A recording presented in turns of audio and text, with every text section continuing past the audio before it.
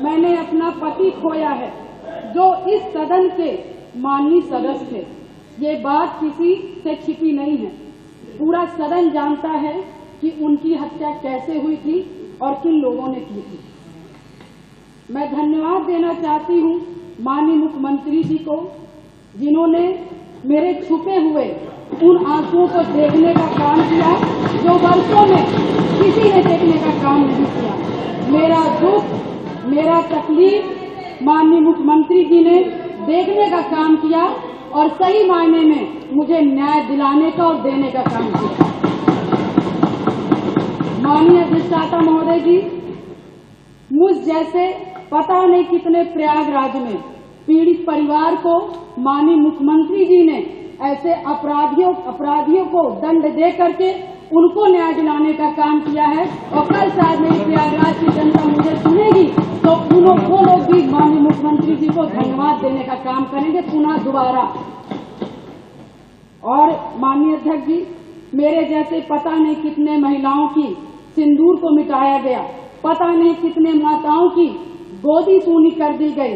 मैं धन्यवाद देना चाहती हूँ ऐसे मुख्यमंत्री जी का, जिन्होंने जीरो टॉलरेंस ला करके पॉलिसी को ला करके अपना करके अपराध और माफिया अतीक अहमद जैसे अपराधियों को मट्टी में मिलाने का काम।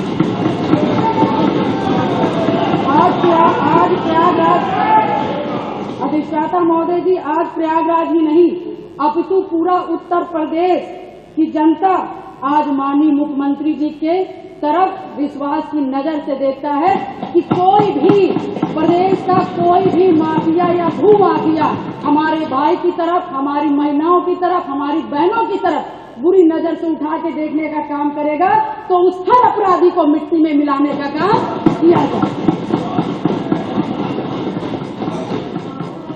और माननीय अधिष्ठाता महोदय जी, मैं ये कहना चाहूंगी कि कोई जिसकी सबसे बड़ी बात, क्योंकि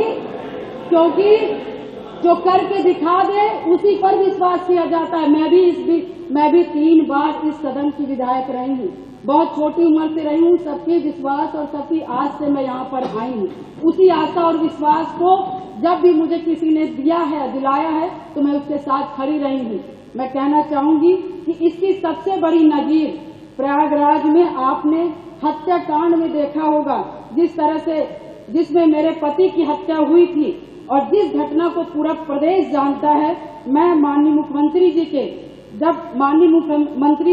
के आने के बाद मुझे न्याय मिला। मेरे पति के हत्यारे अतीक अहमद को माननीय मुख्यमंत्री जी ने मिट्टी में मिलाने का काम किया। मैं उनके इस जीरो टॉलरेंस की पॉलिसी का समर्थन करती हूँ और मुझे लगता है कि इस बात को मैं नहीं कहना चाहती थी, क्योंकि मैंने आज तक चाहे सदन हो, चाहे सड़क हो और चाहे मेरा घर हो, चाहे परिवार हो, मैं विधायक बनी, मगर मैंने बहुत ही शालीनता से अपना परिवार, अपना समाज और सदन की मैंने हमेशा गरिमा बनाए रखी। मैंने कभी भी किसी का अपमान नहीं किया। मगर मैं विधायक से पहले मैं 9 दिन की दाता थी। मेरी माँ तो 9 दिन की शादी हुई थी और मैं उस ससुराल में मैं विधायक बनने नहीं गई थी। मैं सिर्फ उस घर का रोटी बनाने के लिए गई थी, अपना परिवार बसाने गई थी। मैं विधायक नहीं बनने गई थी। मगर जब मेरे साथ घटना हुआ तो मैंने न्याय के लिए अपना आवाज खोला, अपने अधिकारों को मांगने का काम किया और जो कि मुझे जिस तरह से मुझे सही लगा, मैंने कभी जनता को अपना परिवार समझा, कभी आप सभी माननीय सदस्य को अपना भाई बंधु समझा और आप ही सभी लोग से मुझे ताकत मिली। और मुझे लगता है कि प्रयागराज में जो कोई नहीं सोचता था, मैं मिसाल हूँ उन सभी लोगों का, जो कि मैं बहुत गरीब परिवार से, दोनों ससुराल और मैके दोनों परिवार से, बहुत गरीब परिवार से आती हूँ। न मेरे पास पैसा था, न गाड़ी था, न व्यवस्थाएं थी, न घर में कोई एक आदमी था।